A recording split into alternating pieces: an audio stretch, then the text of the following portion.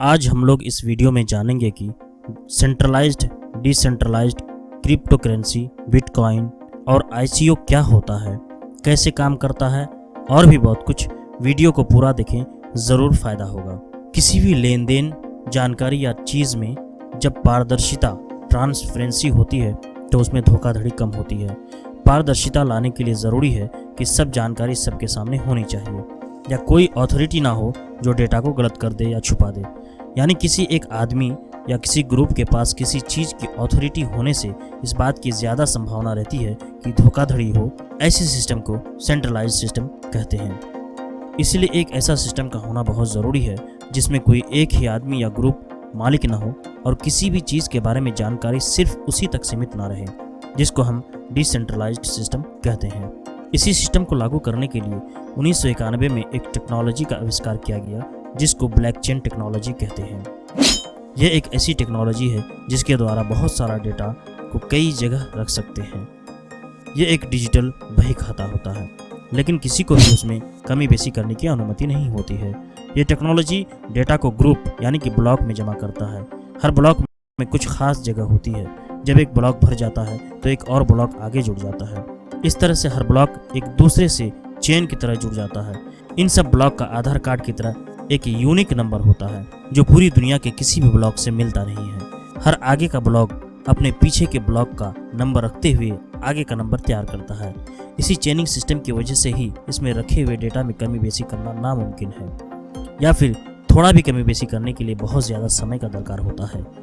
और ब्लॉक में होने वाले डेटा दुनिया के अलग अलग हिस्सों में बहुत सारे कंप्यूटर सर्वर में रखा होता है। किसी भी तरह की बदलाव करने के लिए सभी कंप्यूटर द्वारा सत्यापित होना ज़रूरी है और जो भी बदलाव होगा उसको डिलीट भी नहीं कर सकते हैं। याद रखें, ब्लॉकचेन टेक्नोलॉजी इस सदी की चुनिंदा ज़रूरी टेक्नोलॉजी में से एक है। बिटकॉइन, जो कि 2009 में शुरू हुआ, आज के दौर में क्रिप्टो करेंसी में से एक है। इसी टेक्नोलॉजी का इस्तेमाल करके अपना डेटा सेव रखती है। आइए अब हम क्रिप्टो करेंसी को समझते हैं। क्रिप्टो करेंसी दो शब्दों से मिलकर बना शब्द है। क्रिप्टो, जो कि लैटिन भाषा का शब्द है जो क्रिप्टोग्राफी से बना है और जिसका मतलब होता है छुपा हुआ, जबकि करेंसी भी लैटिन शब्द करेंसिया से आया है जो कि रुपया पैसे के लिए इस्तेमाल होता है। तो क्रिप्टो करेंसी का मतलब हुआ छुपा हुआ पैसा या गुप्त पैसा या फिर डिजिटल रुपया। वर्तमान में दुनिया की सबसे ज़्यादा मूल्यवान और सबसे अधिक लोकप्रिय क्रिप्टो करेंसी बिटकॉइन है। इसके बाद दूसरी पसंदीदा क्रिप्टो करेंसी की बात करें तो नाम आता है इथेरियम का। वहीं टॉप 10 डिजिटल मुद्राओं की बात करें तो इनमें Polkadot, Tether, Litecoin, Dogecoin समेत अन्य शामिल हैं। शुरुआत में बिटकॉइन का ही क्रिप्टो बाजार में दबदबा था, लेकिन समय के साथ से बाजार बढ़ता गया और 20,000 से ज़्यादा संख्या में डिजिटल मुद्राएं चलन में आ गईं।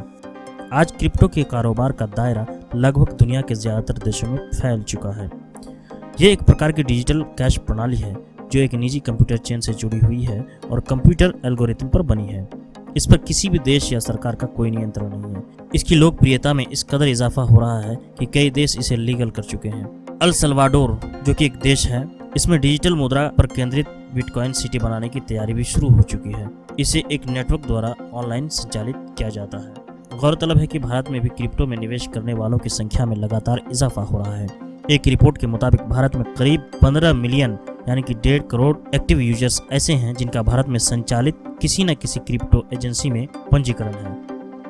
यही कारण है कि इस अनियमित बाजार में भारतीय निवेशकों की सुरक्षा को ध्यान में रखते हुए भारतीय रिजर्व बैंक, RBI और केंद्र सरकार दोनों सख्त है।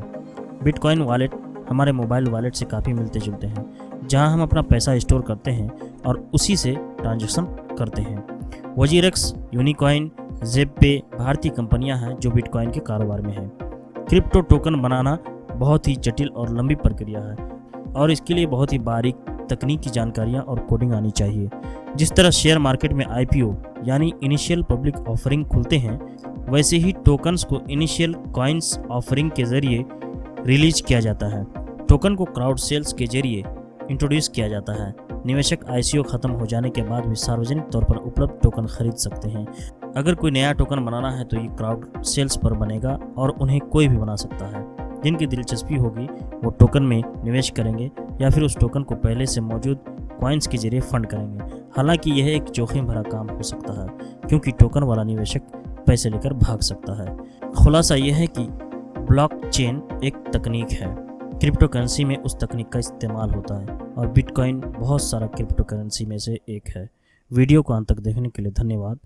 जो भी कन्फ्यूज़न हो उसको कमेंट में लिखें, जवाब ज़रूर दिया जाएगा। शुक्रिया।